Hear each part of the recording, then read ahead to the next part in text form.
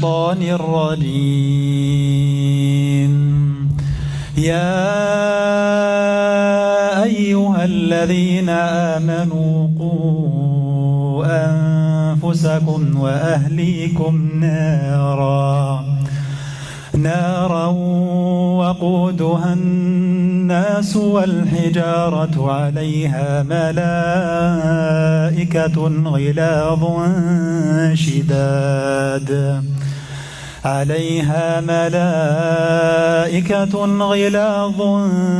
شداد لا يعصون الله ما أمرهم ويفعلون ما يؤمرون. يا أيها الذين كفروا لا تعتذروا اليوم إنما تجزون ما كنتم تعملون. يا أيها الذين آمنوا توبوا إلى الله توبة نصوحا عسى ربكم أن يكفر عنكم سيئاتكم ويدخلكم جنات تجري من تحتها الأنهار يوم لا يخزي الله النبي والذين آمنوا معه نورهم يسعى بين أيديهم وبأيمانهم يقولون ربنا أتمم لنا نورنا واغفر لنا إنك على كل شيء قدير. يا أيها النبي جاهد الكفار والمنافقين واغلظ عليهم ومأواهم جهنم وبئس المصير. ضرب الله مثلا للذين كفروا امرأة نوح وامرأة لوط كانتا تحت عبدين من عبادنا صالحين فخانتاهما فلم يغنيا عنهما من الله شيئا وقيل ادخلا النار مع الداخلين. وضرب الله مثلا للذين آمنوا امرأة فرعون إذ قالت رب ابن لي عندك بيتا في الجنة ونجني من فرعون وعمله ونجني من القوم الظالمين. ومريم ابنة عمران التي أحصنت فرجها فنفخنا فيه من روحنا وصدقت بكلمات ربها وكتبه وكانت من القانتين.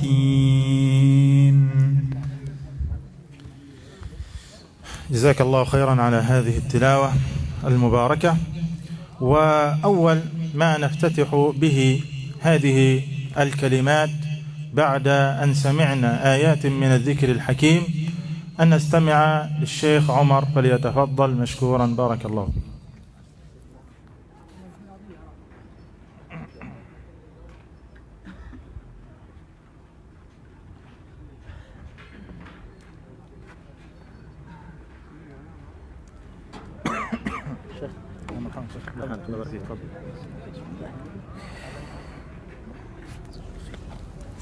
السلام عليكم.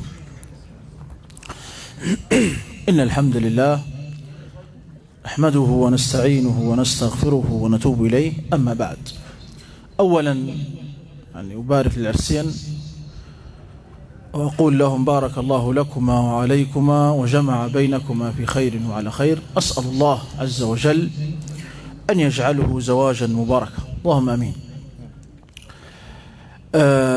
إن شاء الله دردشة يعني سريعة ونصيحة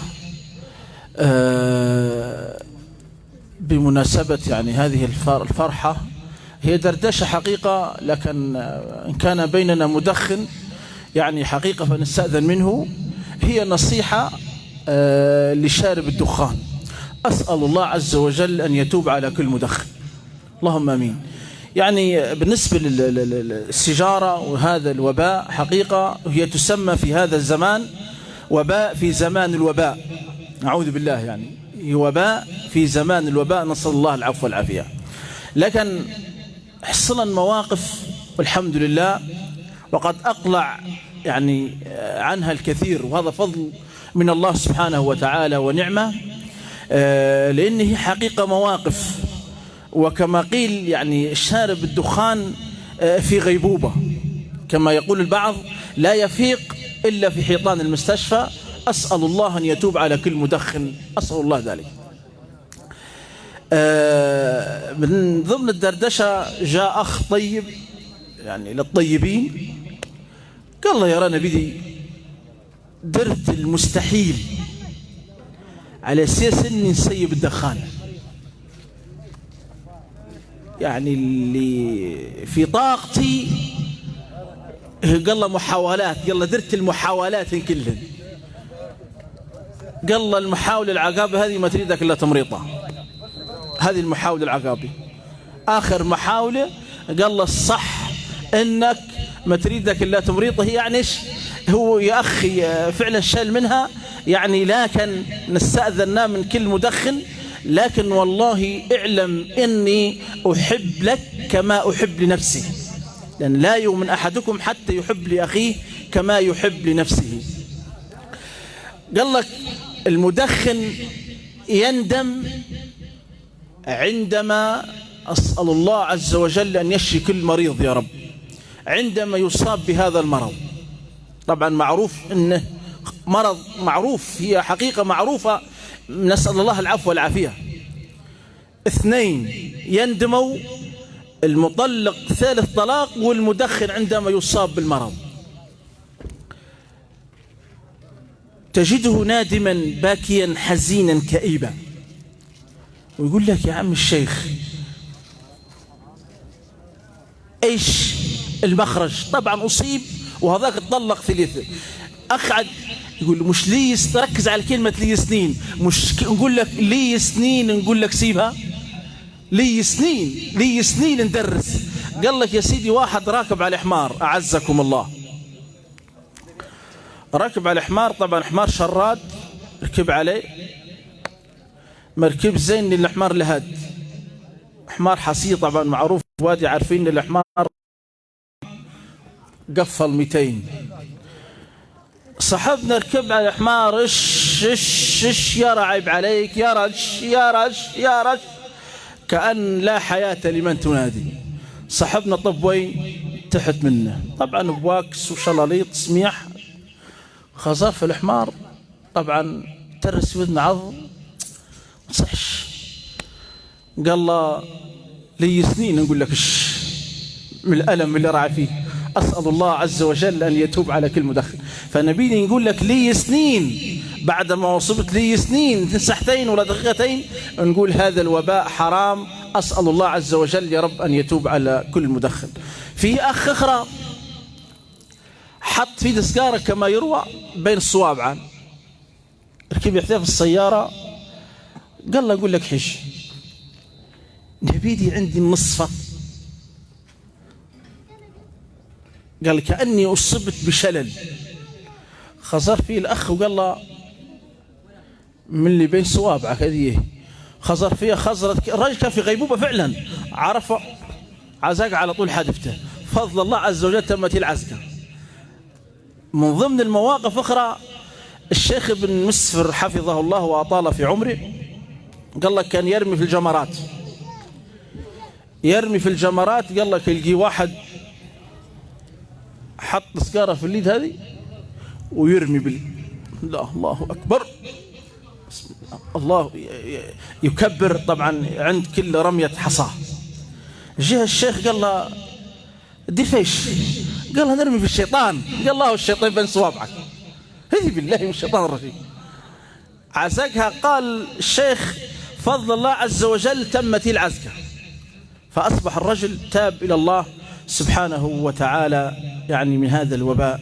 مواقف حقيقة واجدة خالص، لكن سبب يعني واجدة خالص، كانت سبب من ضمن الشيخ صالح عنده طبعا نشيد ربما حفظوه البعض، الدخان يجيب السل والسرطان، فيها كلمة ايش؟ يخلي خشمك ايش؟ يخلي خشمك كيف ايش؟ كالجكمان. طبعا سمينا كلهم. قال لك واحد يحكي لنا انا والشيخ صالح بوه اب من الشرقة، تيجي الشرقية، قرص شيء بسمعها ويخلي خشمك كالجكمان. طبعا حول ولا قوة مناخرة كطجن كالجكمان. قال له يود جكمان ايش وزفت ايش حرام عاد اني نشربها. فضل الله عز وجل تمت التوبة لله عز وجل بسبب تخلي خشمك كالجكمان. أسأل الله أن يتوب على كل مدخن يا رب.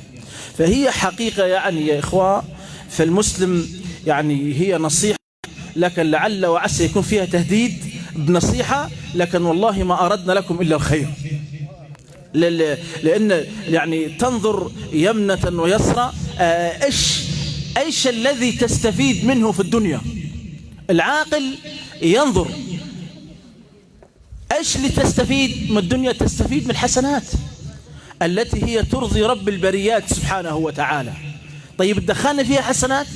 بل والله سيئات، أسأل الله العفو والعافية. ويقول أهل العلم يعني طبعا معروف من مات منتحرا،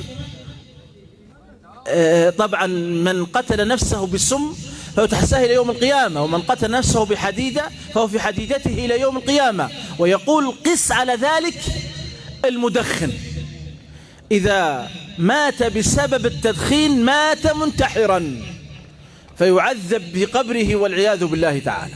أسأل الله العفو والعافية. أسأل الله أن يتوب على كل مدخن يا رب، فهو وباء في زمان الوباء.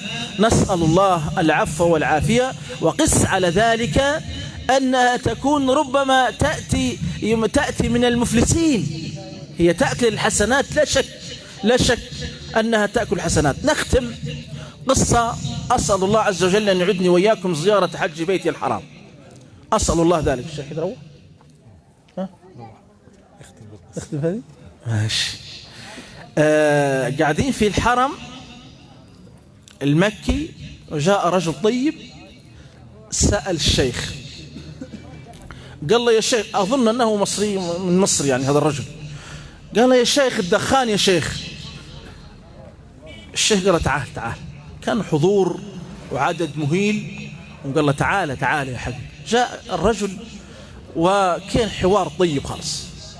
قال له يا أخي أعطيك تفاحة، ركز، تأكلها في المسجد. الحضور قال فترة طيبة، نأكلها في المسجد ماشي، حط على جنب.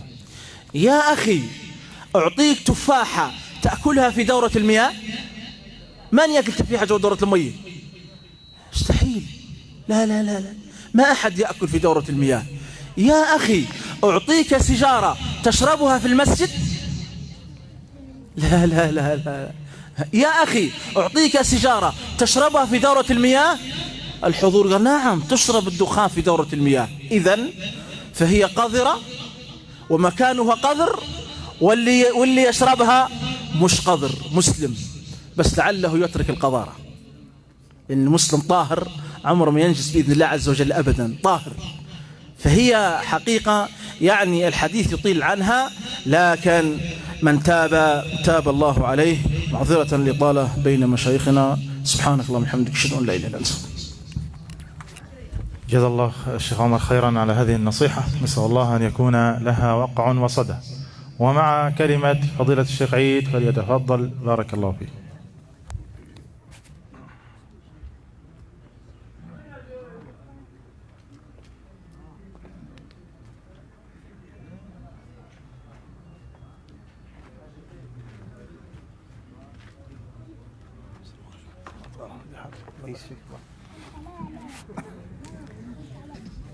الحمد لله والصلاة والسلام على رسول الله، وأشهد أن لا إله إلا الله وحده لا شريك له، وأشهد أن محمدًا عبده ورسوله وصفيه من خلقه وخليله، جزاه الله عز وجل عنا خير ما جاز نبيا عن قومه ورسولا عن أمته، ونسأل الله سبحانه وتعالى أن يجمعنا به في الجنة. كما أسأل الله عز وجل لإخواننا أصحاب هذه المناسبة السارة أن يبارك لهم وأن يبارك عليهم، وأن يجمع بينهم وبين أزواجهم في خير وعلى خير، ونسأله وهو العلي القدير أن يرزقهم بالذرية الصالحة. كما أسأل الله عز وجل لهذا الجمع أن يجعله جمعا مباركا، وأن كما جمعنا على طاعته أن يجمع بيننا في مستقر رحمته. ثم أما بعد، هذا الزواج هو رزق من الله سبحانه وتعالى، وما أكثر الأرزاق التي تفضل الله عز وجل بها على عباده وامتن علينا بها. معظم الناس يجعل الرزق محصور في الميل، وهذا خطأ كثير. هذا المال ما هو إلا جزء من هذه الأرزاق، وهذه الأرزاق تنقسم إلى نوعين: أرزاق دنيوية وأرزاق دينية، وبعض النعم أجل من بعض تختلف. فأعظم النعم هي نعمة الدين، يعني جلستنا هذه واستمعنا إلى ذكر الله سبحانه وتعالى، لو جعلت نعم الدنيا كلها بما فيها المال في كفه والجلسة هذه في كفه لرجحت هذه الجلسة، لأن هذه الجلسات ربنا سبحانه وتعالى يحبها، وسخر سبحانه وتعالى ملائكة مخصوص أشهمهم يطوفون في الطرقات يلتمسون مجالس الذكر، يعني يطوفوا في الكرة الأرضية، إذا ما وجدوا مثل هذا المجلس نادوا إلى حاجتكم فيجتمعون معهم ويحيطون بهم حتى يبلغوا عنان السماء، وبعدك يصعدوا إلى الله سبحانه وتعالى. فربنا يقول: كيف وجدتم عبادي؟ والحديث مشهور: جئنا من عند عباد لك يسبحونك ويحمدونك ويمجدونك. ربنا سبحانه وتعالى يقول: وهل رأوني؟ فتقول الملائكة: لا يا رب ما رأوك. يقول: وكيف لو رأوني؟ تقول الملائكة: كانوا أكثر لك تسبيحا وتحميدا يعني وتمجيدا، إلى آخر الحديث. الحديث طويل شوي. في نهاية الحديث ربنا سبحانه وتعالى، الأخوة اللي قاعدين مصاب برا جزاكم الله خير، يا أخوة يا شباب أسمعوا ذكر الله، الله يفتح عليك، تلحقوا عليه الحكي معاكم من عند الصبح، خشوا جوها نسمع الدروس. اللي عايز يقعد برا ما يتكلمش يسمع درس، مصيب الواحد يبقى يسمع قال الله وقال الرسول يبقى يحكي على الدنيا، تلحقوا عليه الحكي. في نهاية الحديث ربنا يقول ايش؟ أشهدكم أني قد غفرت لكم. واحد من الملائكة قد غفرت لهم، واحد من الملائكة يقول: يا رب فيهم فلان ليس منهم، جاء لي حاجة معزوم والله له مطلب عند واحد أو له حاجة مليش في القعدة. فيقول الله عز وجل: هم القوم لا يشقى بهم جليسهم وله قد غفرت. يعني حتى اللي مغير قاعد معيهم نال البركة والمغفرة. وخلي بالك معنى المغفرة تسوي ايش؟ انت عارف؟ يعني الجنة. ايش اللي بينه وبين الجنة إلا الموت؟ هذا رزق نحن نحتاج إليه. بالله عليك تعالى يقول: رأيت الميل عد هنا إن الذين كفروا لو أن لهم ما في السماوات وما في الأرض لافتدوا به من سوء العذاب يوم القيامة. يعني لو عندهم ميل للدنيا كلها مستعدين يدفعوه عشان ينجوا من العذاب مش حينفعهم المال كله. لو مال الدنيا في جلسة واحدة ربنا غفر لك بها، هذه جلسة. إذا الأرزاق تختلف، أرزاق دين دنيوية أخروية مش بها نعم الدنيا خالص، سيبك منها على جنب، بالنسبة لهذه صفر. لأن ربنا سبحانه وتعالى يعطي الدنيا لمن يحب ومن لا يحب، ولا يعطي الدين إلا لمن أحبه. يبقى أنت عايز تعرف ربنا يحبك ولا لا؟ ومحبة ربنا لك والله كرامة الدنيا والآخرة، شرف الدنيا والآخرة، ما فيش بعدك كرامة. بهد في نفسك، تخاف الله يوم تدير معصية تتعب منها نفسيا وتضايق، من أهل الصلاة ولا لا؟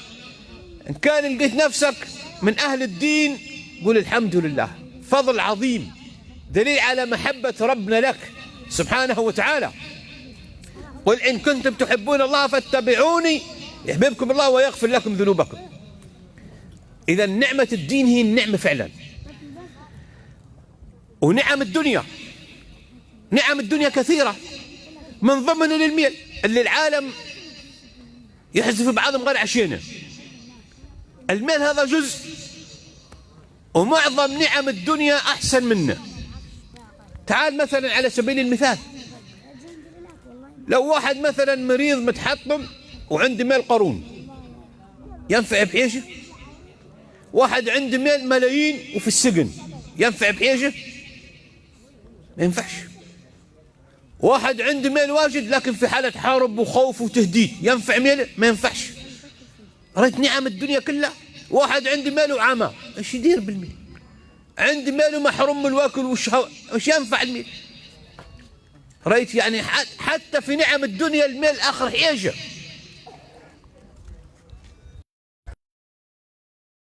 نعمة الدين ونعم الدنيا كلها في أمن.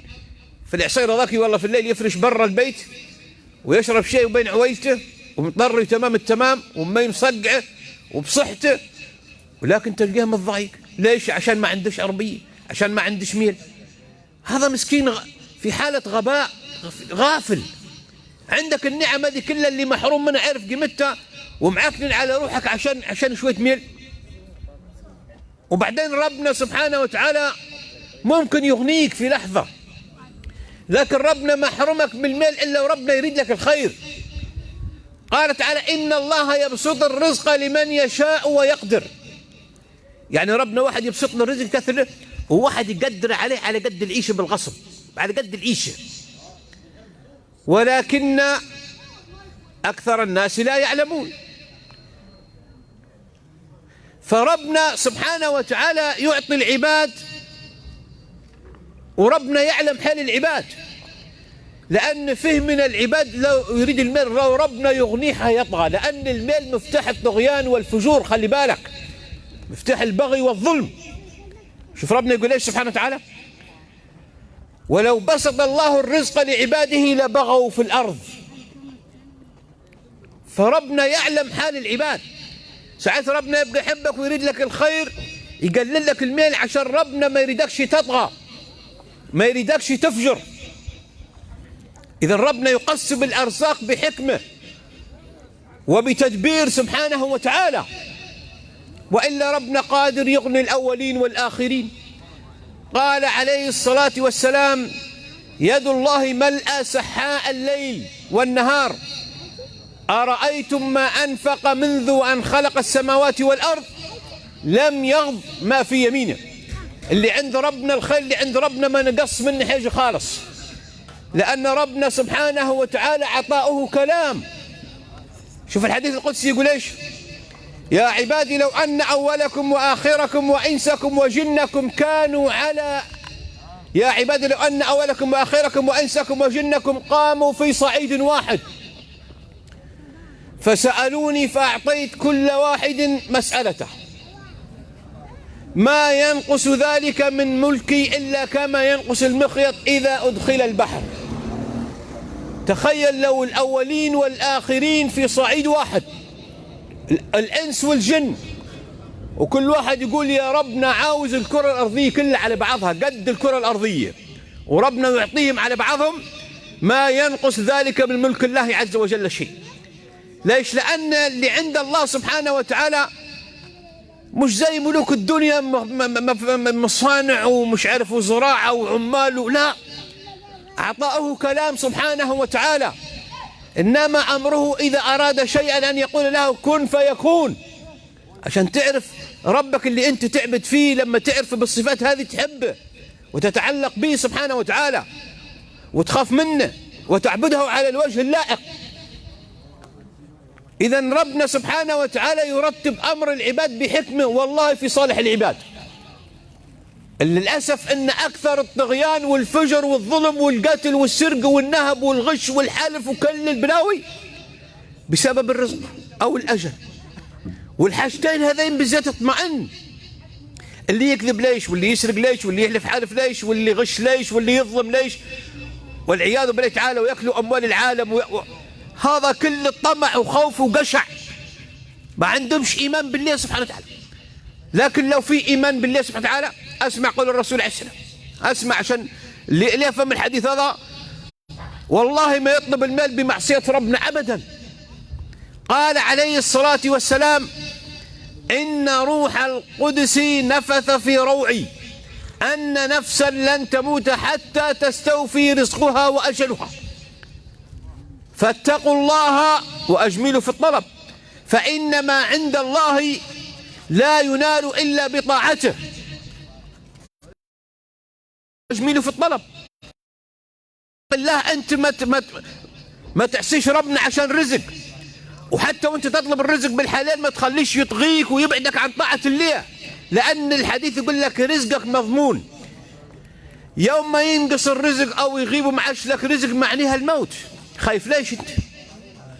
يبقى الموت مقدر، لا حتزود نفس ولا حتنقص. وكذلك الأرزاق مقدرة، مهما تسعى وتجتهد والله ما حتجيب صاغ ربنا مش كاتب لك، ولا حينقص لك صاغ ربنا كاتب لك. يبقى ما تستعجلش الرزق فتطلبه بمعصية الله، زي ما يفعل 95% من سكان الكرة الأرضية، كل مستعجل الرزق فطلبوه بمعصية الله عز وجل.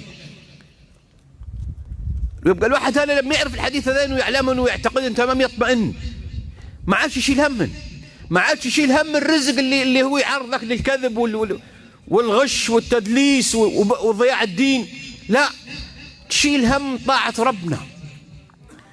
يبقى همك عايز ربنا يرضى عنك بس، هذا همك، لأن رزقك مضمون. أنت تأخذ بالأسباب، لكن واخذك بالأسباب ما تبقاش شايل هم، لأنك عارف ربنا مقدر لك كل حاجة. يعني أنت تأخذ بالأسباب مجرد إن سبب، لكن رزقك أنت مطمئن به، مطمئن. لكن ومع ذلك ربنا شرع لك أسباب شرعية تأخذ بها تسعد في الدنيا والآخرة. أي شيء؟ تقوى الله، تقوى الله سبحانه وتعالى. قال تعالى ولو أن أهل القرى آمنوا واتقوا لفتحنا عليهم بركات من السماء والأرض. والعجيب العالم ما عندهمش تقوى وعاوزين الرزق يكثر بالمعصية. طبعا ما تقوليش هو ماله حرام وعنده، ما تقوليش الكفار مالهم حرام وعندهم وعايشين، لا، أنت رجل مسلم لك سنن، والكافر والفاجر له سنن. لازم تفهم هذه كويس، أن ربنا سبحانه وتعالى له سنن في الكون، له سنن في معاملة الفاجر والمنافق والكافر، وسنن في معاملة المسلم اللي في خير. وربنا في القرآن يقول ولن تجد لسنة الله تحويلا، ولن تجد لسنة الله تبديلا. ايش السنن هذه؟ كتعرف تريح، ما عادش تقول لا اشمعنا اللي في امريكا، اشمعنا اسرائيل هي كفار ويهود ويديروا وعايشين متريح، اشمعنا مش عارف ايش، لا تريد تبقى زيهم. هذوم سنتهم اكرمكم الله ربنا يتعامل معهم سنتهم الاستدراج في القرآن الكريم قاعدة. قال تعالى سنستدرجهم من حيث لا يعلمون. عرف ايش الاستدراج؟ رأيت انت لما تبقى جايب بهيمة وتربطها بحبل وترخيلها الحبل ترعى في العش وتاكل وتشرق وتغرب وبعدها لحظة تكرمها رقبتها تنقطع بالمرة. هذا الاستدراجك ربنا يعملهمك. وكذلك أخذ ربك إذا أخذ القرى وهي ظالمة إن أخذه أليم شديد. هذه معاملة الكفار، عشان ما تقولش هذوم وضحهم كذا، لا أنت مسلم ما تزمش نفسك بهم، هم سنة ربنا معيهمك. لكن المسلم سنة ربنا ايش يعمل ازاي؟ كل ما يدير معصية ربنا سبحانه وتعالى يأدب بها، يعاقب بها. الحديث يقول ايش؟ لا يزال البلاء بالمؤمن حتى يتركه ويمشي على الأرض ما عليه خطيئة. رأيت يعني حتى الشوكة، أنت لما تشك شوكة تبزك ولا تخبط في حيطة وأنت ماشي تؤجر عليها، ويغفر لك من ذنوبك يعني بقدرها. غير الكافر والمنافق هذا زي البهيمة، يصب بالبلاء يصب بالخير ما عرفش ايش ظروفها. البهيمة هلا يربطوها بهيمة ويفكوها، ربطوها ليش ما تعرفش، سبوها ليش ما تعرفش. هذا من الكفار. ولذلك ربنا شبههم بالبهيم في أكثر من موضع. قال تعالى ومثل الذين كفروا كمثل الذي ينعق بما لا يسمع إلا دعاء ونداء صم بكم فهم لا يعقلون. تعيط في البهيم تسمع لكن ايش يريد هذا ايش مش عارفين. إذا المسلم سنة ربنا مع المسلمين أن لما يديروا معصية ربنا يشدد عليهم. ما نزل بلاء إلا بذنب وما رفع إلا بتوبة. هنا فايدة شوف ربنا يقول ايش؟ وما أرسلنا في قرية من نبي إلا أخذنا أهلها بالبأساء والضراء لعلهم ايش؟ يتضرعون، عشان يردوا يتوبوا، لعلهم يرجعون، عشان الواحد يراجع روحه ويتوب ويفوق لنفسه. هذه سنة ربنا مع المسلمين. لكن للأسف ما همش فاهمينها خالص. يبقى أنت ما تزبليش واحد مثلا عيشت حرام وكذا وتقول لا هذا هو ربنا فتح عليه، لا هذهم وحدهم، ومع ذلك والله ما متريحين. لازم تلقى عندنا نفسية زعبين ومتضايقوا. فالشاهد أنك أنت ما تقارنش نفسك بهذوم، لكن شوف نفسك أنت كمسلم لك معاملة خاصة. وساعات واحد من اللي انت تقول عليه مظلوم ويبقى متنعم خالص، وربنا سايبه ومعطيه الصحة والأمن والأمان العلماء ضربوا به بمثل. قال لك الدكتور هذا لما يجي واحد، ساعات يجي واحد مثلا وحيلته نص ونص ما زال بادي فيه المرض. خلي بالك من الكلام هذا مهم جدا، السنن هذه مهمة، فقه لازم تعرف التعامل مع ربنا ازاي. الدكتور يقول لهم ايش؟ هذا لو كل كذا والله شرب كذا والله در، يقول لي ما عادش يجيبوه لي يقرا، اوعى تخلوه ياكل هث ولا هث ولا. ومن ضمن السجاير يقول لي لو شربت سجاير يبقى ما عادش يجيني يقرا، حيجي واخذ بالك يمنع عليه حاجات. ليش؟ لان عنده امل انه يشفى، يمنع عليه حاجات من حد يبقى نفسه. وهل يمنع عليه الطعام ذي ليش؟ يريدوه يشفى. لكن لما تجي حيله خلاص الدكتور عرف ان هذا منتهي، بالكثير ساعته حيراح، يقول ودوا للبيت واللي يريد يعطوله. هذا الكلام هذا احنا نرعوا فيه، ولله المثل الاعلى. الانسان لما يبقى في خير ويدير معصيه ربنا يعاقبه، زي ما الدكتور والله هل يحرموا عليه الطعام والشراب عشان عندهم امل انه يشفى، عشان ربنا يعاقبه عشان يتوب لان في خير. ولكن لما يبقى الانسان ما فيش خير خالص ربنا سبحانه وتعالى زي ما الدكتور قال هذاك ايش؟ اللي يريد خلى ياكلها وخلى عشان يومين وحيروح في دايم، عرف روحه، عرف كويس. ولله المثل الاعلى. اللي ما فيش خير هذا ربنا يسيب يعطيه عقب الدنيا دي عشان خاطر يوم ما ياخذه ما عادش له في الخير خالص. وهذه حكمه عظيمه من ربنا سبحانه وتعالى. فاذا تقوى الله سبحانه وتعالى تجلب الخير يا عبد الله، وتسعد بها في الدنيا وفي الاخره، وهذا كلام ربنا. وايضا التوكل على الله سبحانه وتعالى، والاستغفار. رأيت الآيات تقول ايش؟ فقلت استغفروا ربكم. هذا مش كلام ربنا؟ إنه كان غفارا. ايش يترتب عليها؟ يرسل السماء عليكم مدرارا ويمددكم بأموال وبنين ويجعل لكم جنات ويجعل لكم أنهارا. وآيات واجدة. هود ويا قوم استغفروا ربكم ثم توبوا إليه يرسل السماء عليكم مدرارا ويزيدكم قوة إلى قوتكم. قوة في الجسم.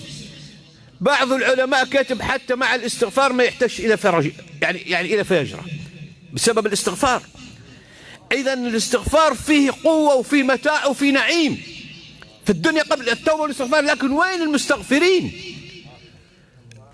الواحد تقول له صلي على الرسول ما يمغار ولا ما يسمع اسم الرسول عشان الاستغفار، غير ما تقول استغفر الله يقول استغفر الله مرة واحدة. لكن الصح مش الصح انك انت تقعد في الجامع 200 300 ألف مرة وانت تستغفر الله سبحانه وتعالى. الرسول كان يذنب معصوم من الخطأ، وكانوا في القعدة الوحدة يقعد يعدوا له يستغفر أكثر من 100 مرة. إذا الاستغفار ربنا رتب عليه خير كثير، أسباب تأخذ بها عشان ربنا يغنيك.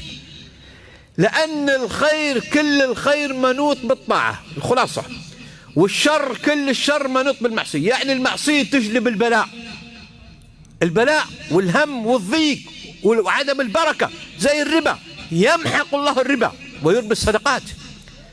الحالف هذا في البيع والشراء، العالم تو تخش السوق ما بروحك، اليمينات والطلقات الرسول عليه الصلاة والسلام شوف يقول البيعان بالخيار ما لم يتفرقا، فإن صدقا وبينا بورك لهما في بيعهما الصدق، وإن كذبا وكتما محقت بركة بيعهما، تمحق البركة. فالحلف حتى لو أنت تحلف صادق يمحق البركة، لو أنت تحلف صادق، فما بالك أكثر اللي يحلفوا حلفهم كل كذب. يعني حتى لو كلامه صح والله كسب واجد لكن ما فيش بركة، محقت بركة بيعهما. الرسول عليه السلام يعني بين ذلك في الحديث، قال الحلف منفقة للسلعة ممحقة للبركة. منفقة صحيح تقعد تحلف للرجل المسكين يصدق يشري، لكن وين البركة؟ تكسب واجد لكن وين البركة؟ ما فيش، لأن الحالف يمحق البركة حتى لو أنت صادق. رأيت هنا بالمعاصي هنا ضيع عن الرزق، رأيت هنا الطاعات الصدق والتقوى والاستغفار والتوكل تجلب الأرزاق والنفقات كذلك. لكن اللي عايز نقف عندها اليوم الفرح، الزواج، لأن هذه المناسبة، مناسبة الجلوس. فضل قديش الزواج والله من أعظم الأسباب اللي تجلب الخير. رأيت عاد الكلام هذا أكثر العالم سيقول لك الكلام هذا ما يخش دماغي خالص، لكن ربنا يقول لك قال تعالى وأنكحوا الأيام منكم والصالحين من عبادكم إن يكونوا فقراء يغنيهم الله من فضله. إن يكونوا فقراء يغنيهم الله من فضله. وقال الرسول عليه الصلاة والسلام تزوجوا النساء فإنهن يأتين بالمال.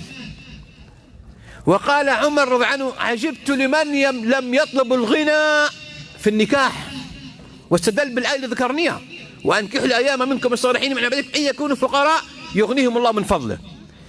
وقال عمر رضي عنه أطيعوا الله فيما أمركم به في أمر الزواج، يعني ينزج لكم ما وعدكم من الغنى. رأيت؟ لكن مع أوامر ربنا سبحانه وتعالى وكلام الرسول ما ينفعش تشغل مخك. يشغل المخ ضد الدين. يقول لك مثلا النفقة غالية ويريدوا مصاريف ويريدوا كذا والوضع كذا والمش عارف ايش ودكاتر ومستشفيات مكسب ما عنديش مكسب. متهيأ لي لازم يكون بيت ويكون نفسه ويكون مستقبل ويتجوز. والله الكلام هذا خلل في العقيدة، خلل في العقيدة. لأن هذا حساب روحه مفتح، حساب روحه وتفتيحته هو اللي يرزق في روحه ويوكل في روحه ويشرب. والله لو كان علي وعليك رانا ميتين من زمين. الرازق هو الله يا أخواني. قبل ما ربنا يخلقنا ب50,000 سنة قدر الأرزاق. الأرزاق مقدرة ومنتهية. وهذا اللي خربت بيت الدولة ما يحسبوا غير يقول لك تنظيم النسل، تنظيم والكثرة والعدد طيب سبحان الله، أنت ما تبهت للصين مليار وكام، وبهت للهند مليار وكام، وبهت ايش معنى أغنياء؟ الأرزاق بيد الله سبحانه وتعالى، ما فيش حيلة في الرزق. إن رزق الله لا يسوقه حرص حريص ولا يرده كراهة كاره كما قال ابن مسعود. فالأرزاق هذه بيد الله سبحانه وتعالى. لكن عاوزة أسباب. من ضمن الأسباب أنك تتوكل على الله، مش توكل على مخك العبقري. لما ندير، لما نكون، لما والله لا حتكون ولا حتدير وحتموت في التربية هناك والعياذ بالله تعالى. فالواحد لازم يتقي الله، يتوكل على الله. الطيور أحسن منا، الحيوانات أحسن منا. قال عليه الصلاة والسلام: ولو أنكم تتوكلون على الله حق توكله لرزقكم كما يرزق الطير تغدو خماصا وتعود بطانا. ولو عددنا الأسباب، لو عددنا وضربنا أمثلة، نقدر نعد لك من براني كان 100-200 حيل شوي. نعرف واحد كان حادب براسه ومأجر محل بالأجار، اتجوز 4 عويل ما لحد، واليوم بسم الله ما شاء الله.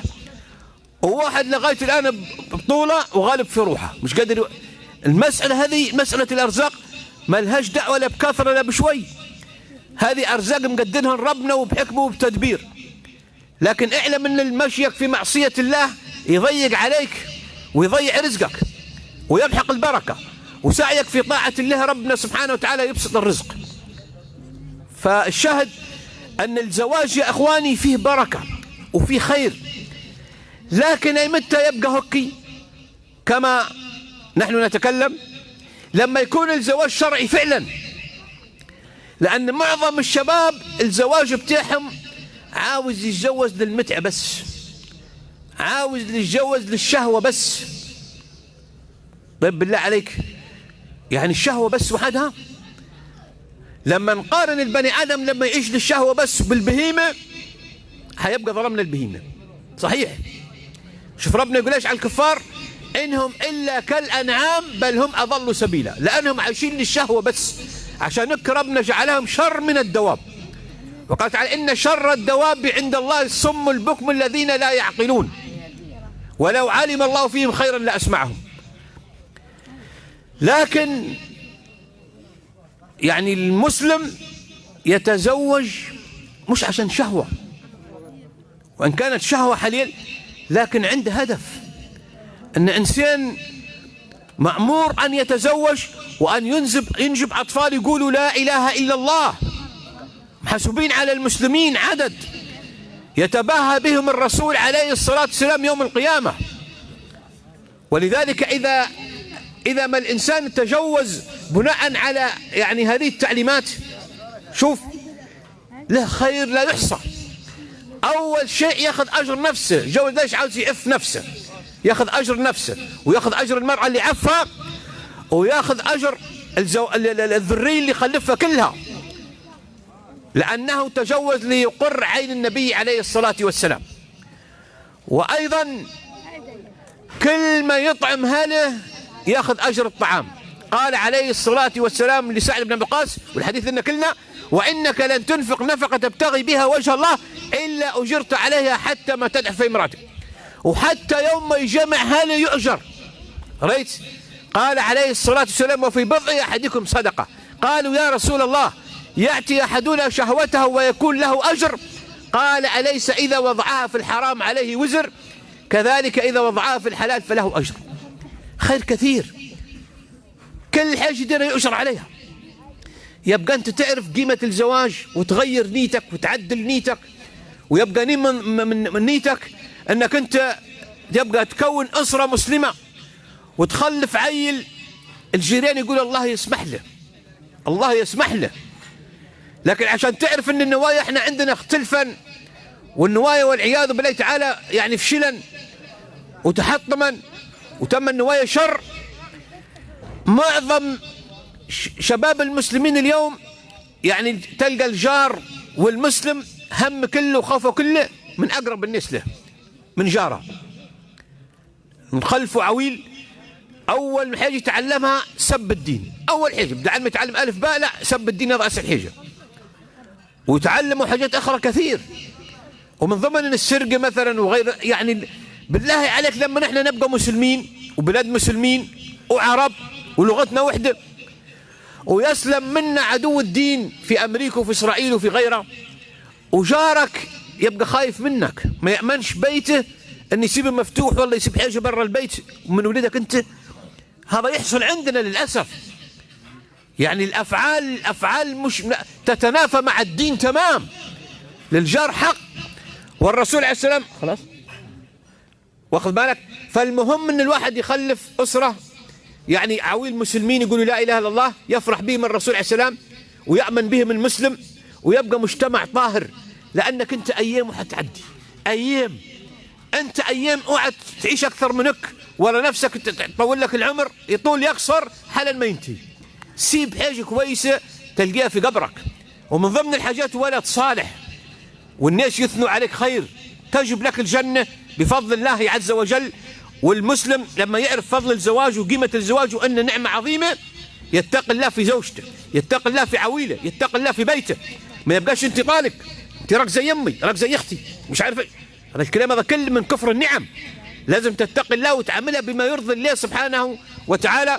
ونسأل الله عز وجل أن يغفر ذنوبنا وإسرافنا في أمرنا، ويستر عورتنا، ويبارك لإخواننا في فرحهم، ويرزقهم بذرية الصالحة. أقول قولي هذا واستغفر الله لكم وجزاكم الله خير. جزا الله شيخنا الشيخ عيد خيرا على هذه الكلمة، وأسأل الله أن ينفع بها وبه وأن يبارك له. ومع الكلمة التالية ومشاركة الشيخ صالح فليتفضل مشكورا بارك الله فيه.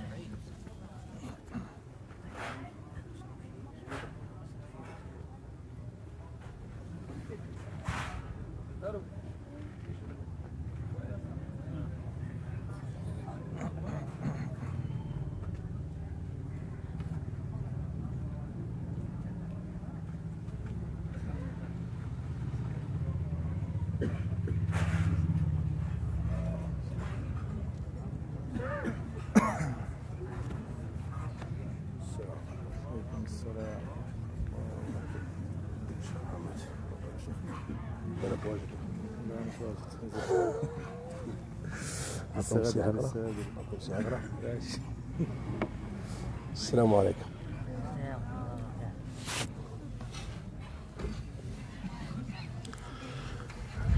بسم الله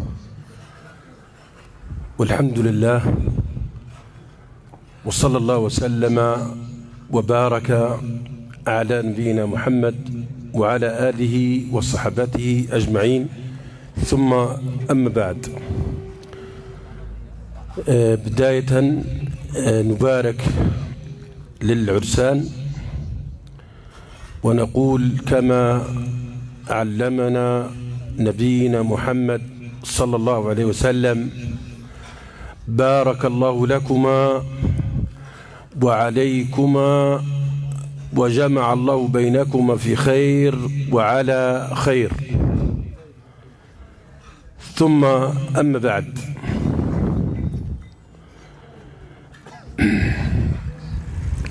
والله نبيدي مش عارف ايش نقول لك كميس، يعني مش عارف نجيك منين.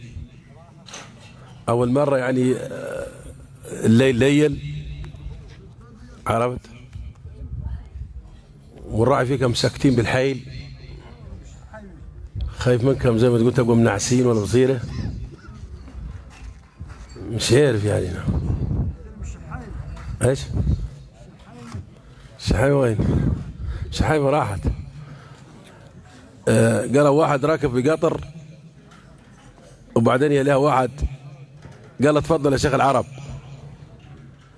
ياكل السندوتش الراجل. يا تفضل يا شيخ العرب، ماسك السندوتش، طبعا اللي ماسك السندوتش من هان ومن هان وياكل فيه من فمه. قال والله يا شيخ العرب يريد يجيب بس ما عارف منين يجي. فأنا بدي ماني عارف منين يجيكم. باكم خلوها ايش على كلمة شيخنا الشيخ عيد، كلمة مباركة طيبة صار بنا وجال، ونكتفي هذا القدر. ولا ايش رايكم؟ ايش رايكم؟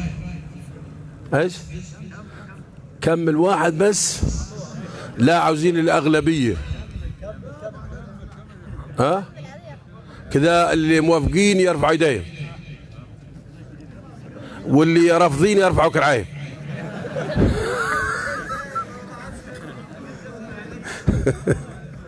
يعني ما فيش حد رفع كراعه، يعني كلكم بسم الله ما شاء الله ما شاء الله. صلوا على الرسول عليه السلام.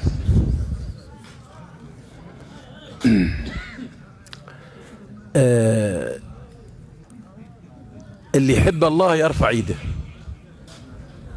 بسم الله ان شاء الله. اسال الله ان يملا قلوب حب الله. اللهم ارزقنا حبك وحب من يحبك وحب كتابك وحب عبادك الصالحين وحب كل عمل يقربنا إلى حبك، واجعل حبك أحب إلينا من الماء البارد. نبيدي حنكلمكم على حب الله سبحانه وتعالى. هذه عبادة عظيمة عظيمة عظيمة جدا، والإنسان منا يستشعر العبادات، يعني يستشعر ايش؟ يعني يمررها على قلبه.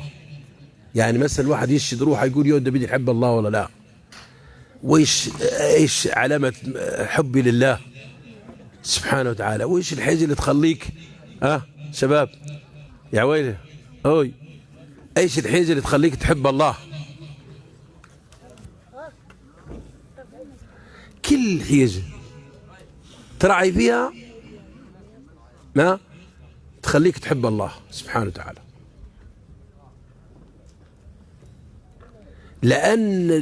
لأن نحن كلنا نسبح في بحر من النعم، بحر كأنك البحر غرقانين في النعم. قال الله عز وجل في كتابه الكريم: وما بكم من نعمة فمن الله، وما بكم من نعمة فمن الله. رأيت؟ أي نعمة عندك من الله، لا بالشطارة ولا بالفهلوة ولا بشيء، أي نعمة عندك. وإن تعدوا نعمة الله لا تحصوها، نعمة واحدة بس، كل نعمة محشوة نعم أخرى. فأنت لو نظرت للنعم التي أنعم الله بها عليك وعلينا جميعا تحب الله سبحانه وتعالى. يعني مثلا انظر إلى نعمة الأرض اللي نحن قاعدين عليها، هذه نعمة عظيمة خالص، بس ايش نحن ولفنا عليها، يعني ولفنا عليها من ناحية انها آية من آيات الله، ولفنا عليها من ناحية انها نعمة من نعم الله عز وجل. اي واحد يقول لك ارض حد غبي فيها، ارض تباشوا عليها لنا 60 سنة، رأيت؟ لكن هي نعمة عظيمة، كما قال ربنا عز وجل: هو الذي جعل لكم الأرض ذلولا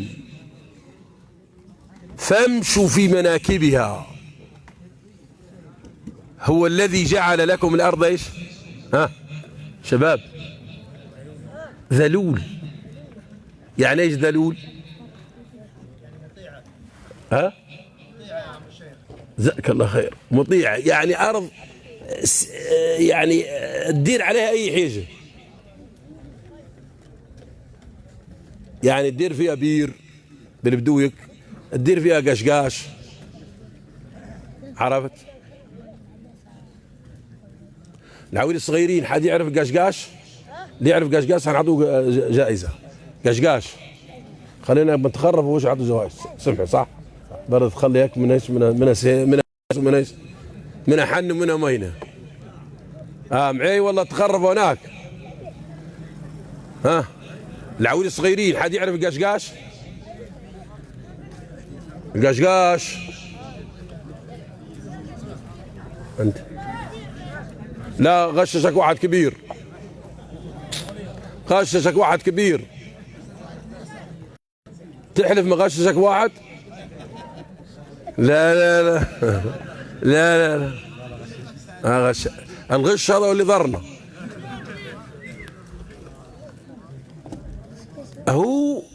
هو الذي جعل لكم الأرض ذلولا فامشوا في مناكبها.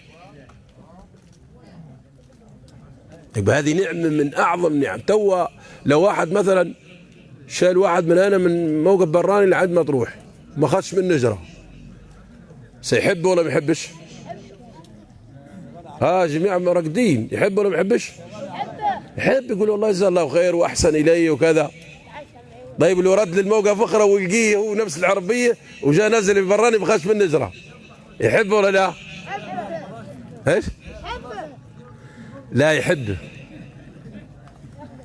طيب نحن لنا كم سنة قاعدين على الأرض هذه؟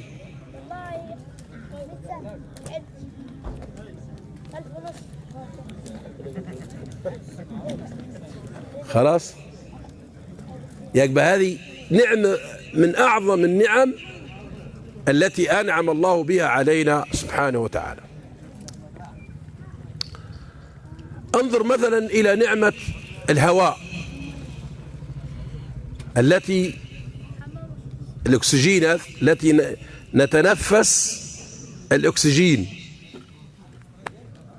طيب الشباب اللي يدرسوا علوم، الأكسجين في الهواء قديش نسبته؟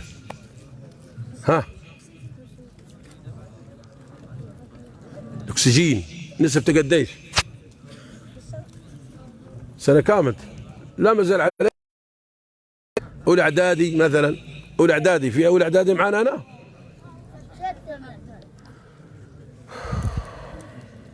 طيب الأكسجين هذا في الهواء نتنفسه فيه بليش. الإنسان قال لك يتنفس في اليوم 24,000 نفس. كم ألف؟ كم ألف؟ 24,000. تخيل النفس الأكسجين هذا لو تحكم فيه بني آدم كان دار لك شركة، كان شركة التلفونيات وشركة الرصيد، كان يقول لك لا أنت 24,000 ذني كل يوم وجد لي مثلا 2400 نفس أكسجين. سبحان الله. تنفس بليش؟ فضل إن ربنا معطيك جهاز تنفسي تنفس أكسجين وأنت ماشي وأنت راقد وأنت تتحرك وأنت تتكلم. أكسجين. تقدرش واحد يسد خشم ويسد فمه دقيقة. ليش؟ تو ربنا معطيك حاجة تحبه ولا ما تحبش؟ فضلا إن معطيك الشمس، معطيك القمر، معطيك السماء، معطيك المية، معطيك كل حاجة.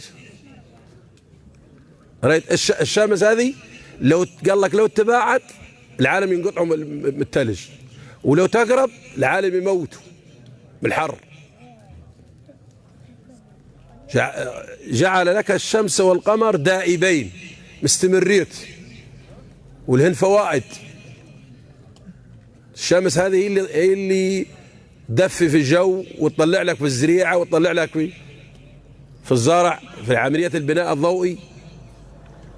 آية من آيات الله ونعمة من أعظم النعم. باهت مثلا نعمة العينان. ألم نجعل له عينين؟ رأيت؟ قال أحد السلف إذا أردت أن تعرف نعمة الله عليك فاغمض عينيك. غمض عيونك كي وامشي في طريق وش كأنك عمى، تعرف أنت إيش؟ أن ربنا سبحانه وتعالى أعطاك نعمة عظيمة من أعظم النعم. نعمة اللسان. ألم نجعل له عينين ولسانا وشفتين؟ لسان في غيرك ما يتكلمش خرس. نعمة الأذنين تسمع بهم. سبحان الله. هذه نعم عظيمة. نعمة اليد أعطاك مصابع ريت وشكال الله كريت المصبع هذا والمصبع هذا والمصبع هذا وتلايمن على بعضها والدربن أي حاجة، أي حاجة دربن. ممكن تكتب، ممكن تسوق سيارة، ممكن تمسك الفيس تحفر، تدير أي حاجة كريت أي حاجة بالخمس مصابع هذين. هذه نعم عظيمة لما الإنسان يتفكر فيها حيحب الله سبحانه وتعالى. طيب لما يحب الله عز وجل يحب كلامه. يحب ايش؟ يحب كلام الله اللي هو القرآن الكريم، ويحب رسوله صلى الله عليه وسلم. لما الواحد يحب الله صحيح يحب كلامه اللي هو القرآن، ويحب الرسول صلى الله عليه وسلم. طيب يحب كلامك وغير خلاص، يعني مثلا يلقى المصحف يحبك ويقول لك ويحطها انا ويحب انا ويحطها على الطرابيزه وخلاص؟ لا، يحب القرآن بمعنى انه يقرأ قرآن ويتعلم القرآن ويتعلم معاني القرآن ويسأل عن الأوامر التي جاءت في القرآن وعن النواهي التي جاءت في القرآن وعن العقيدة وعن كذا وعن كل حاجة في القرآن. يتعلم القرآن حتى لو كان لا يقرأ ولا يكتب. حتى لو كان لا يقرأ ولا يكتب لازم يسمع القرآن، يسمع وينصت ويتعلم القرآن. تو بالله عليكم أي واحد منا كلف نفسه أن يوم يجي يوم من الأيام ينصت للقرآن ويصنت ويركز مع كل كلمة في القرآن؟ ليش؟ لأن القرآن هو كلام الله عز وجل، وهذا القرآن خطاب من الله لك أنت، رسالة من الله. لو انت الواحد يبعث لك رساله في التليفون حتى تقرا فيها وش يريد مني وكذا وكذا وتعيد عليها اخرى وتزيد وتركز على كل كلمه فيها، فما بالك هذه رساله من الله عز وجل.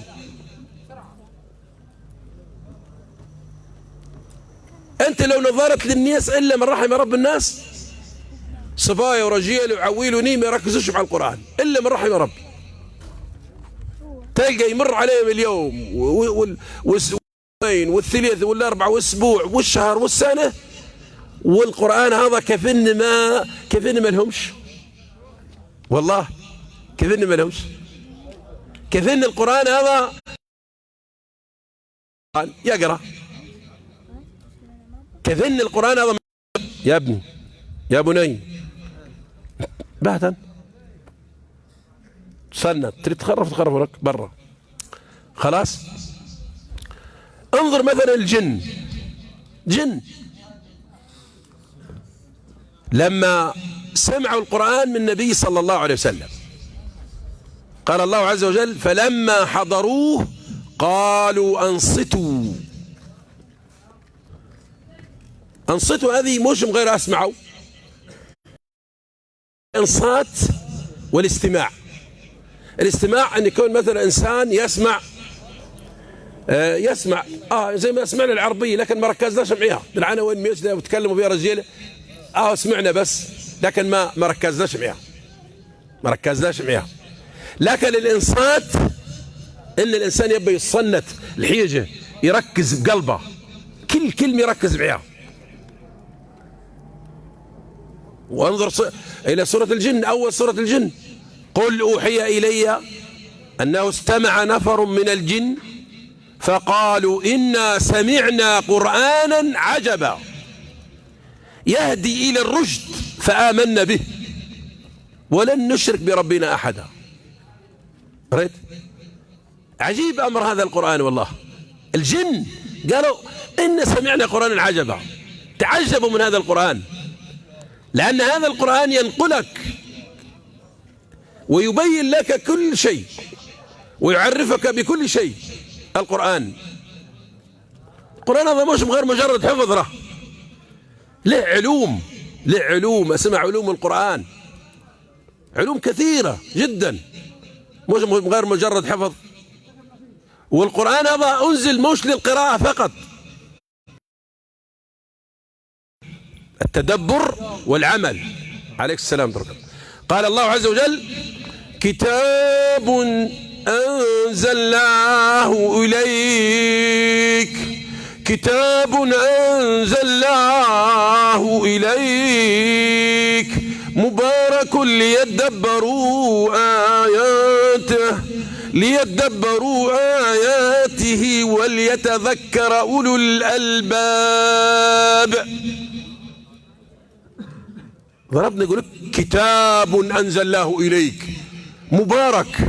هذا القرآن بركة في كل شيء، بركة في قريته، بركة في علومه، بركة بالعمل به، بركة في كل شيء.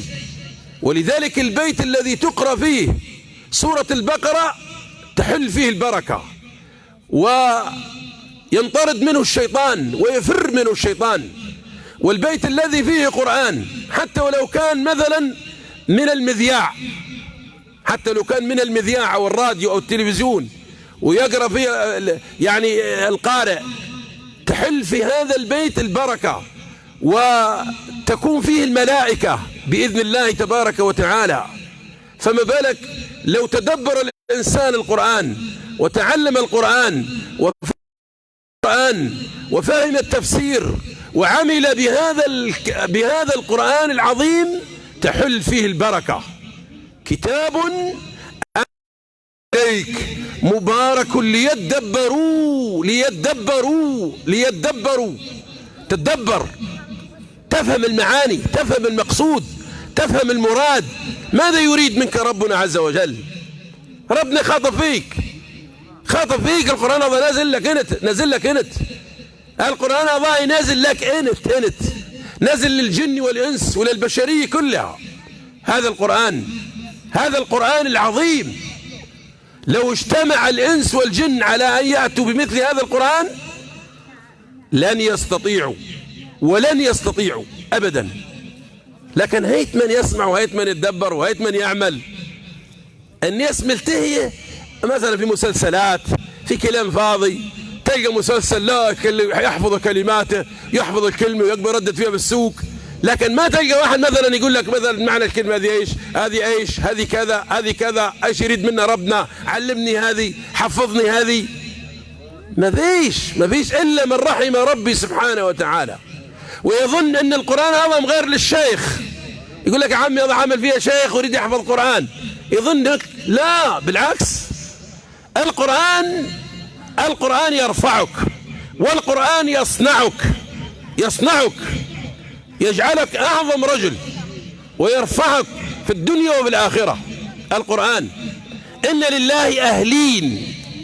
لله أهلين وخاصة لله سبحانه وتعالى، هم أهل القرآن، وأهل القرآن هم العالمون به العاملون به، الذين يعلمون معاني القرآن ويعملون بالقرآن. هؤلاء هم أهل القرآن.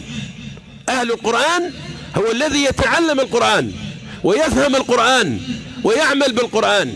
ولذلك الصحابة رضي الله عنهم وأرضاهم كانوا يتعاملون مع القرآن بثلاثة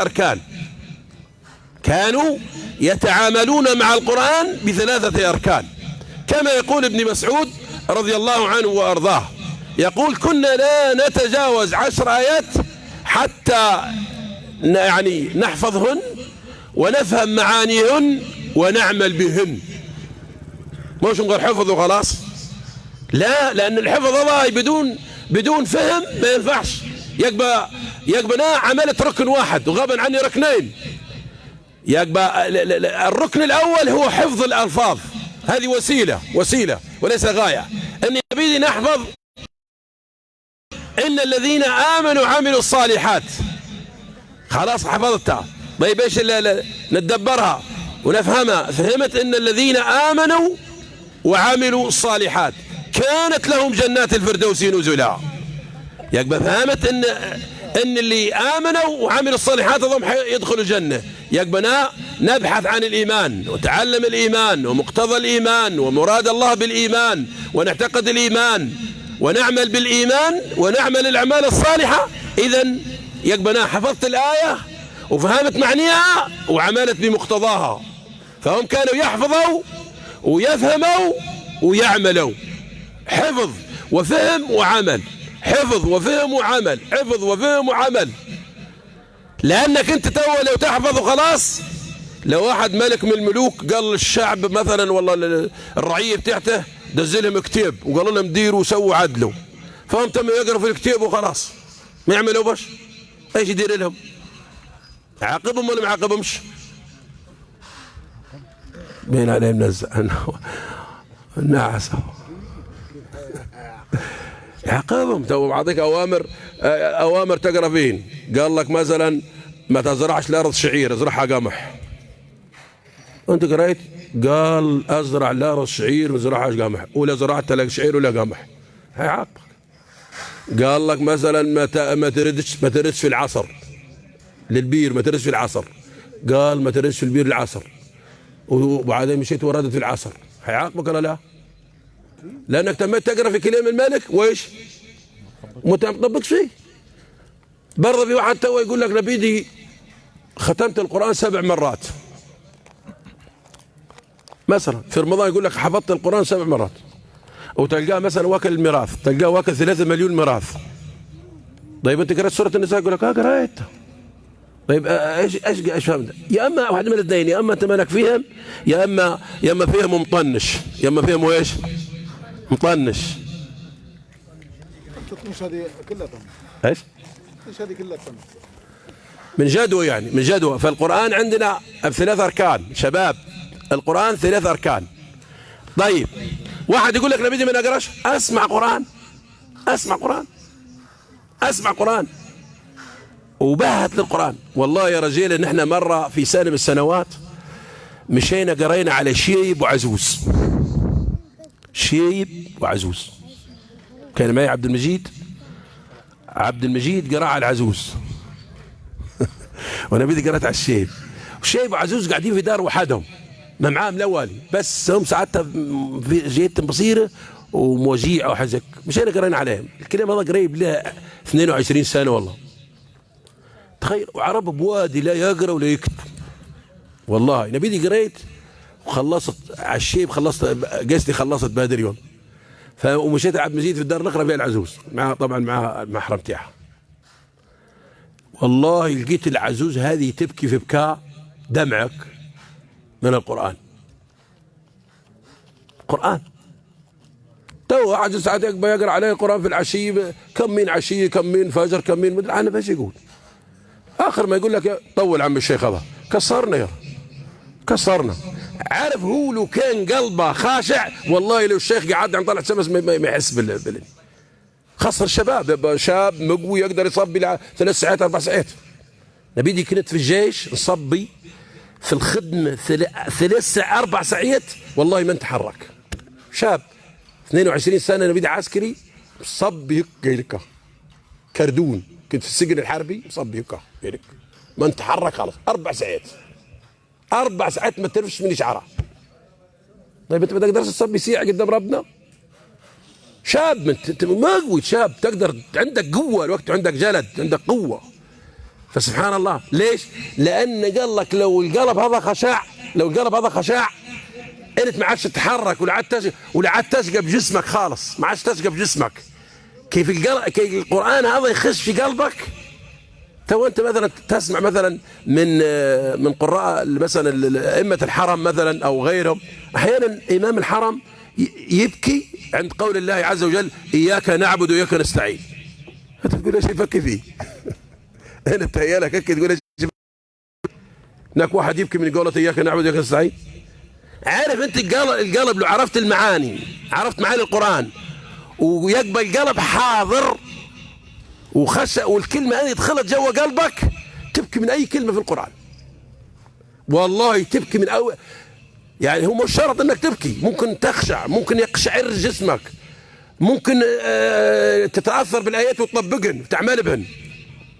يعني رأيت؟ فأين نحن من القرآن؟ يقبل نحن طالما نحن نحب الله يقبل نحبه إيش؟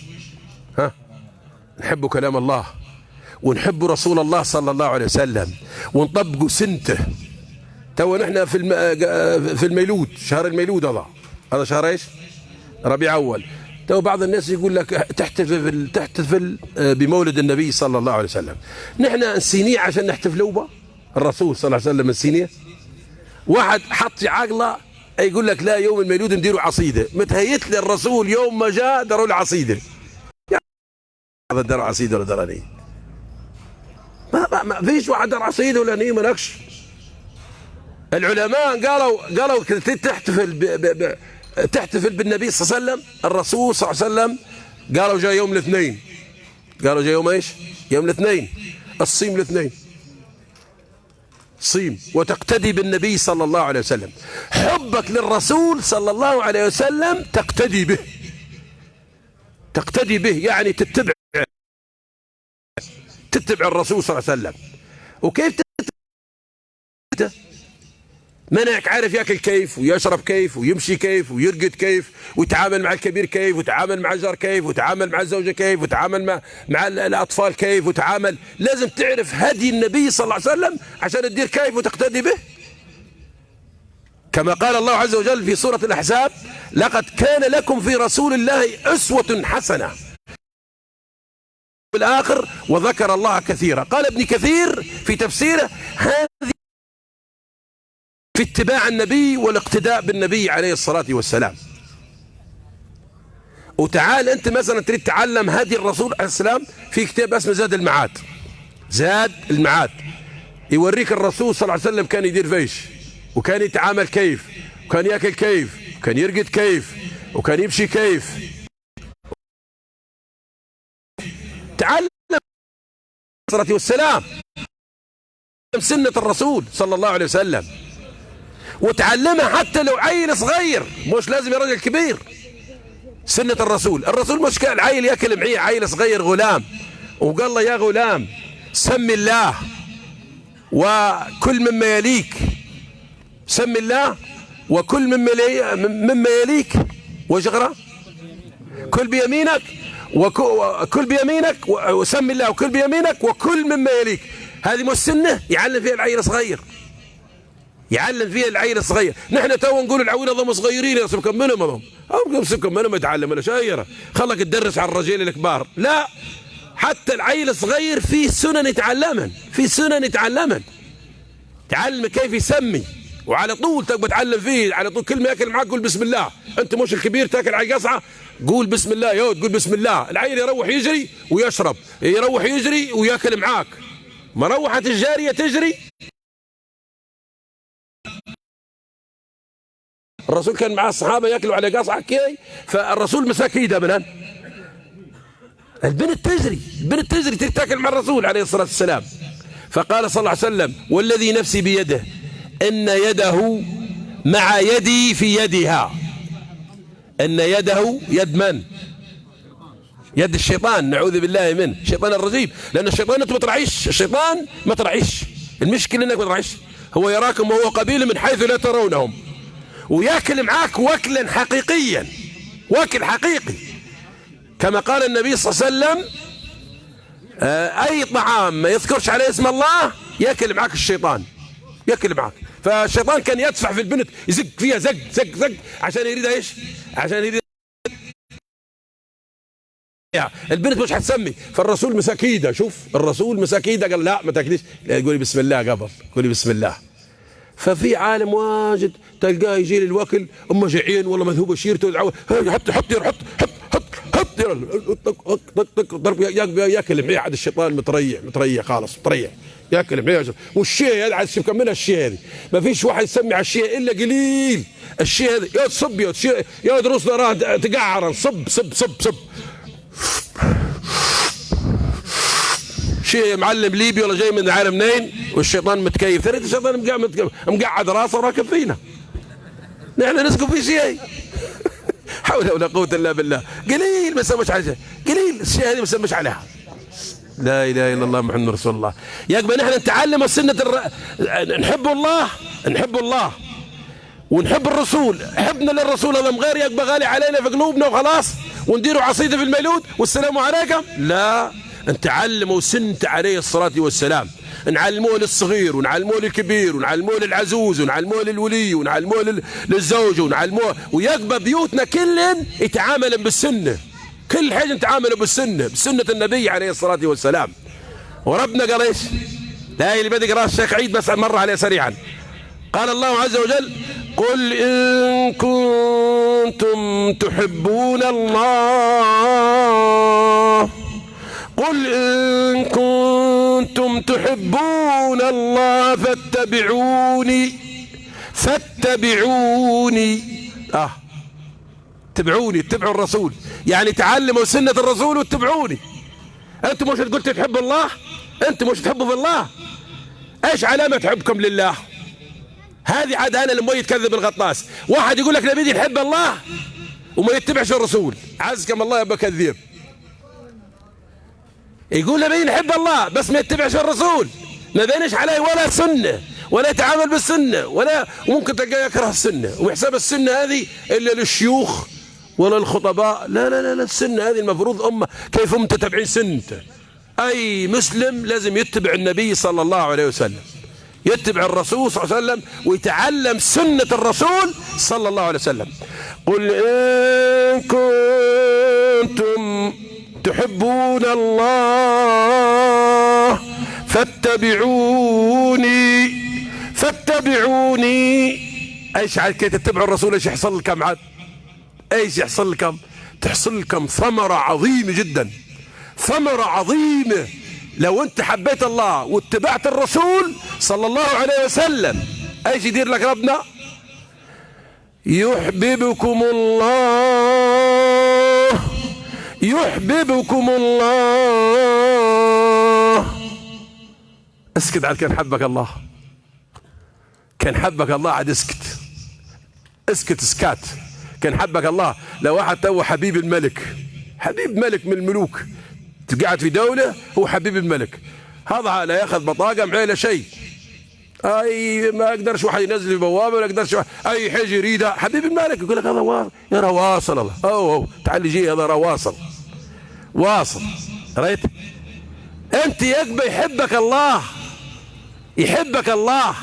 توصلت للحب عن طريق ايش؟ عن طريق انك حبيت الرسول وتعلمت سنة الرسول صلى الله عليه وسلم. فالنتيجة والثمرة ان ربنا حبك انت خلاص. عاد ان كان عاد حبك الله ايش يدير لك؟ قال فاذا احببته كنت يده الذي يبطش بها ورجله الذي يمشي به. ما عادش قال لك علامة ان يحبك الله انك ما تديرش معاصي. افضل الهاث جميع اللي نعسوا، اي واحد يلقى روحه مقلل من معاصي ولا ما يديرش معاصي معناته ان ما تديرش ايده هذه ما تديرش، وكراعه ما يمشي شر معصيه، ولسان ما يمشي شر معصيه، واذنه ما تمشي شر معصيه، وعقله ما فك. يعني هذا نتيجه ان ربنا يحبه، نتيجه ان ربنا ايش؟ يحبه. لان ربنا يوفقك ما عادش تدير معصيه، يحول بينك وبين المعصيه، يكرهك في المعصيه. خلي بالك هذه علامه كبيره خالص. تعرف ان ربنا يحبك، اعرف روحك انك ما تديرش معاصي. لكن ماشي واحد يدير معاصي، يحشش ويكنش ويطنش ويشرب وما نعرف ايش، ويسمع في الغناء اللي انتشر الوقت وفي الانتخابات، يجيب لك القبيل دق دق دق دق دق دق ويحط لك عليه اغاني هذا ما هذا، وزمير وقول وموسيقى وغناء. ما هذا الغناء كالخمر، الغناء يا شباب كالخمر، اللي يشرب خمر ويسمع غناء كبعض، بل الغناء أشد والموسيقى. قال الإمام الشافعي التلذذ بالموسيقى كفر. واحد يسمع موسيقى وقال لك اللي يسمع الموسيقى هذا أقرب الناس إلى الصرع، وأقرب الناس إلى الجنون، وأقرب الناس إلى إنسان ما يتريحش في الموسيقى، مش حيتريحوا، لأن هذه مزمور الشيطان، يسمع في مزمور الشيطان، خلاص الشيطان عاد متريح. ولذلك الغناء حرم في مكة قبل أن تحرم الخمر ب18 سنة. ليش؟ يقول شيخ الإسلام ابن تيمية عليه رحمة الله، يقول لأن القلب اللي يسمع غناء هذا ما ياخدش خير، ما ياخدش خير، لأن القرآن الكريم والغناء ومزمور الشيطان ما يترافقانش. قلبك هذا يا أما يكون محل لكلام الله عز وجل أو لكلام الشيطان، اختار واحدة منهم. يا تختار كلام الشيطان والزمارة والموسيقى والسمسمية واللي هذه اخترت قلبك انت بروحك عاد. يقبع انت مش حتستفيد من القرآن. يقبع القرآن تسمع فيه وما تأثرش به، تسمع فيه كيف انه واحد يقول لك واحد يقرأ. ليش؟ لأن قلبك غلف وامتلأ غناء، والغناء والقرآن لا يجتمعان، ما يجتمعانش مع بعضهم. فلذلك يا شباب احذروا الموسيقى. والله العلماء يقولوا أي بشر وأي عالم يسمع الموسيقى والغناء إلا دمرهم الله تدميرا. الغناء هذا وخيذ سبب الفقر. يا رجال نحن الوقت قريب ركب فينا فلاس، والله العالم ركب فيها فلاس. من ايش؟ من المعاصي والذنوب والضمير.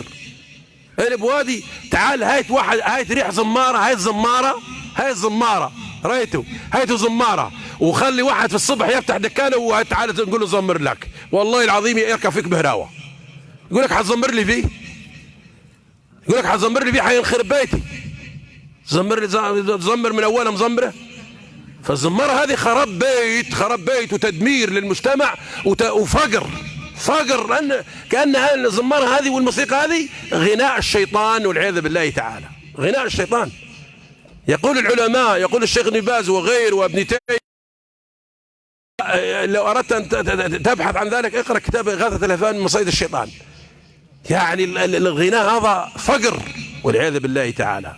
فاللي يحب الله ويحب الرسول يحب القرآن، يحب سنة النبي العدنان عليه الصلاة والسلام، يتبع النبي وبالتالي يحببه الله، يحبك الله سبحانه وتعالى. فإذا حبك الله خلاص تشعر بالأنس. والله ثم والله لو حطيت في عقلك بس تحب الله، والله تنسى الدنيا هذه كلها، لو مررت انك تحب الله، بس تحب الله يا عبد الله، لو حبيت الله سبحانه وتعالى واشتقت إلى الله. ولذلك من ضمن السبع الذين يظلهم الله في ظل يوم لا ظل إلا ظله رجل ذكر الله خاليا ففاضت عيناه. كيف ذكر الله خاليا؟ رجل قعد وحده ماشي، قعد في جنينه، قعد في مربوعة، قعد على البحر، قعد وحده وذكر الله، ذكر عظمة الله وذكر جلال الله وذكر محبته لله وذكر الشوق إلى الله وذكر النظر إلى الله عز وجل، اشتاق إلى الله، قال لي تمنى أنه يرى الله سبحانه وتعالى، وامتلأ قلبه حبا لله عز وجل واشتاق إلى الله عز وجل، فبكى هذا الرجل، بكى شوقا إلى الله من الشوق. ولذلك كان النبي عليه الصلاة والسلام يدعو ويقول اللهم نسألك الشوق إلى لقائك والنظر إلى وجهك الكريم في غير ضراء مضرة ولا فتنة مضلة. شوق إلى الله، تشتاق إلى الله سبحانه وتعالى، تشتاق، تكون من السبع الذين يظلهم الله في ظله يوم لا ظل إلا ظله. وكذلك المرأة إذا اشتاقت إلى الله، أو الإنسان ذكر جبروت الله وعقاب الله وعذاب الله فخاف من الله وخشي الله سبحانه وتعالى فبكى. انظر، فهذه محبة الله، تحب الله سبحانه وتعالى. ولذلك جاء في الأثر أن النبي صلى الله عليه وسلم قال في أول خطبة خطبها الرسول صلى الله عليه وسلم في المدينة، قال أيها الناس الله من كل قلوبكم، حب الله من كل قلوبكم لما يغذوكم من النعم. فتحب الله يا عبد الله لأنه اللي أنعم عليك بكل شيء، أنعم عليك بكل شيء، أعطاك كل شيء، هو اللي أعطاك الحوش وأعطاك الذرية وأعطاك الزوج وأعطاك الأولاد وأعطاك الأنس وأعطاك القرآن وأعطاك اللسان وأعطاك العيون وأعطاك أنت ما منك لا بصيرة خالص. راح حفظت القرآن هذه من ربنا سبحانه وتعالى. الرحمن علم القرآن. من اللي أعطاك المخ؟ من اللي أعطاك الذاكرة؟ من اللي أعطاك اللسان؟ من اللي أعطاك العقل؟ من اللي أعطاك الصوت؟ من اللي أعطاك الحنجرة؟ من اللي سخر لك واحد علمك وحفظك؟ الله. الرحمن علم القرآن، خلق الإنسان، علمه البيان. سبحان الله. فتحب الله من كل قلبك، حب من كل قلبك، وتستانس بالله وتذكر الله سبحانه وتعالى. فمن أحب شيء أكثر من ذكره، من أحب شيء أكثر ولهج بذكره. واحد ديم صيت يحب في حاجة ديم جايب لك واحد ديم صيت تدعوه مع الفلوس، صيت تدعوه مع الغلم، صيت تدعوه ديم يذكر فيها، ديم يجيب فيها. لكن اللي يحب الله ديم يذكر الله. ونختم الكم بهذه يعني الأمر حتى نذكر نفسي وأخواني حتى لا أطيل عليكم أكثر من ذلك. واحد سأل الشيخ ابن باز قال له: يا شيخ نبيدي عندي أخوي مريض، صلى الله يشفينا ويشفي مرضانا ومرضى المسلمين، ومعلق ايش؟ معلق قاعد في غرفة الانعاش ومعلق هني خراطيم وأجهزة، والأجهزة هذه مكلفة وهو خلاص قريب ايش يعني، ايش رايك يا شيخ نشيلهن؟ الشيخ قال له: لو الأجهزة هذه والخراطيم هذه يساعدنا حتى يقول لو مرة واحدة سبحان الله وبحمده سيبن، حتى لو كلف الملايين. وصلت ولا لا؟ وصلت ولا لا؟ واحد هناك عند السيس قال: وصلت. وصلت.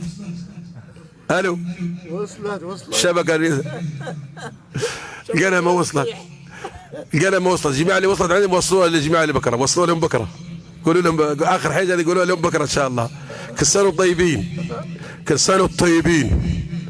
ما قال لك فيه طابور وفي طابور، قال لك فيه طابور الصباح وفي طابور الصباح. ايش رايك انتوا تقولوا طابور ولا تقولوا طابور؟ ها؟ طابور ولا طابور؟ طيب كل سنة طيبين، كل سنة وانتم طيبين. قولوا وانت طيب، خسرين حاجة؟ صلوا على الرسول عليه السلام. إن شاء الله يعني نترككم مع أستاذنا وشيخنا الشيخ محمد، لعله يكون فيه أسئلة. والله نحن بدينا لهم بالسندوتش. صليت على الرسول عليه السلام. طبعا قال لك فيه شيب قاعد في مدرسة، شيب قاعد في مدرسة، شغال في المدرسة،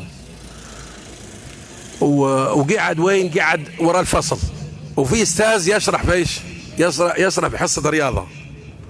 حصة ايش؟ رياضة حسيب يعني. وجاء شيء بخر تخرف معيه، قال له: يا رجل كل حاجة تغيرت وكل حاجة غليت وكل حاجة فاين تم من عارف كم ألف، والزواج اللي كانت ب 3000 تمت ب 60,000 و 70,000، والكيلو السكر اللي كان من عارف ايش تم بايش، والطماطم بايش، والدنيا شطت النار في حطب الدار، غليت تغيرت. استاذ يسأل في العويل بايش؟ في الجدول. طبعا في عويل ما يحفظوش، صيد بعد بركيز ويلعبوا خلاص. فقال له: يا ابني 6 في 6 بكام؟ العيل قال له: ب 58. قال له: ريت هذه على ايامنا نحن، ريت كل شيء متغير، على ايامنا نحن كانت 36.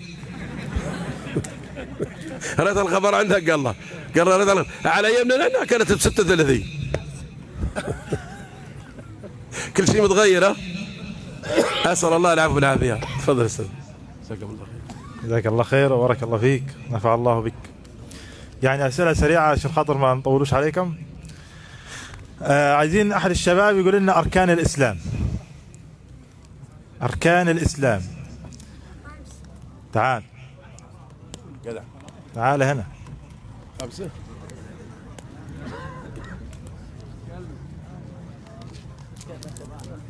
هذه واخذها من الشيء يقول 5.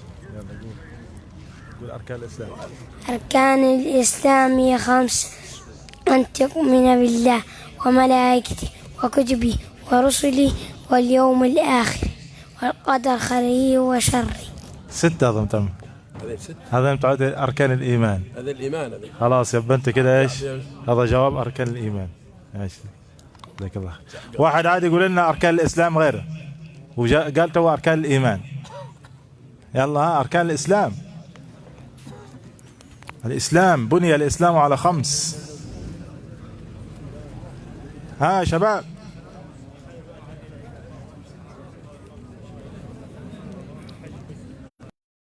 جزاك الله خيرا. تعال بس الشاب ده برضك جاينا يقولها. قول. شهادة أن لا إله إلا الله وأن محمد رسول الله وإقامة الصلاة وإيتاء الزكاة وصوم رمضان وحج البيت لمن استطاع إليه سبيلا. جزاك الله خير. خذ هذام وخذ هذام أعطيهم للشيخ. طيب عايزين واحد. طبعا تسمعون عن أكثر من روى أحاديث عن النبي صلى الله عليه وسلم أبو هريرة رضي الله عنه. دي أي كتاب حديث تفتح يقول لك عن أبي هريرة رضي الله عنه قال. طبعا أبو هريرة رضي الله عنه ما اسمش أبو هريرة، هذا لقب بتاعه كنية. فما اسم أبو هريرة رضي الله عنه صاحبنا؟ ماشي يا شيخ. جزاك الله خيرا. عبد الرحمن بن صخر. سيدنا أبو هريرة ما اسمش أبو هريرة، خلي بالكم هذه كنية، لكن اسمه إيش؟ عبد الرحمن بن صخر. طيب واحد أشهر منه أبو بكر الصديق رضي الله عنه، برضك ما اسمش أبو بكر، هذه كنية. اسمه إيش الحقيقي؟ ها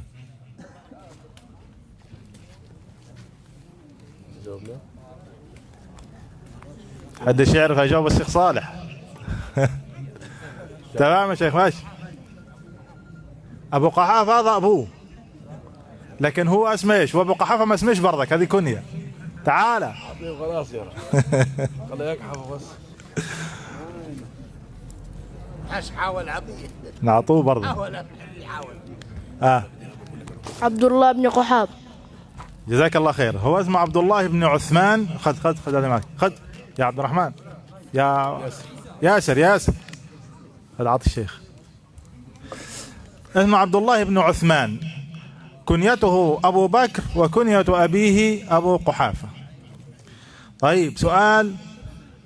الشيخ عيد بدري كان يتكلم عن الاستغفار، وعايزين واحد يقول لنا شيء من فوائد الاستغفار.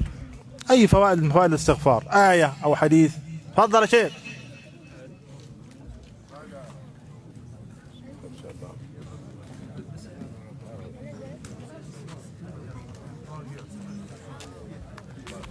أعوذ بالله من الشيطان الرجيم. بسم الله الرحمن الرحيم. واستغفروا ربكم إنه كان غفارا يرسل السماء عليكم مدرارا ويمددكم بأموال وبنين ويجعل لكم جنات ويجعل لكم أنهارا. جزاك الله خير. بس بدايتها فقلت، بارك الله فيك، فقلت استغفروا ربكم إنه كان غفارا. من فوائد الاستغفار يرسل السماء عليكم مدرارا ويمددكم بأموال وبنين ويجعل لكم جنات ويجعل لكم أنهارا، وهذه فوائد دنيوية. عايزين دليل على فضل قراءة القرآن، حفظ القرآن، أي شيء من فضائل القرآن. يلا آية أو حديث. الشيخ برضه تكلم عن فضل القرآن. ماشي جزاك الله خير. هاك عطيه يا ابني، ودي لك. خيركم من تعلم القرآن وعلمه، هذا من أشهر الأحاديث التي تتحدث عن فضل القرآن. طيب ذكر الشيخ صالح كان يتكلم عن ايش؟ عن الغرض من إنزال القرآن. الغرض من إنزال القرآن، لماذا أنزل القرآن؟ ها أيوة ده الأصل، التدبر. قال سبحانه ايش؟ ليتدبروا آيات. والشيخ ذكر حاجة أخرى مع التدبر ايش؟ العمل. طيب واحد يقول لنا الثلاث حاجات اللي قالهم، 3 أركان اللي كان الصحابة يتعاملون مع القرآن. ماشي يلا شيخ أيمن. أيوة الحفظ والتدبر والعمل. جزاك الله خير. نسأل الله أن يبارك لأهل هذا العرس في عرسهم، وأن يجعله زواجا ميمونا مباركا، وأن يجعل هذا الاجتماع مرحوما، وأن يجعل التفرق من بعده معصوما. نسأل الله أن يجعل ذلك كله في موازين الحسنات. وصل اللهم وسلم وبارك على سيدنا محمد وعلى آله وأصحابه أجمعين، وجزاكم الله خير. جزاكم الله خير. يا مرحبا.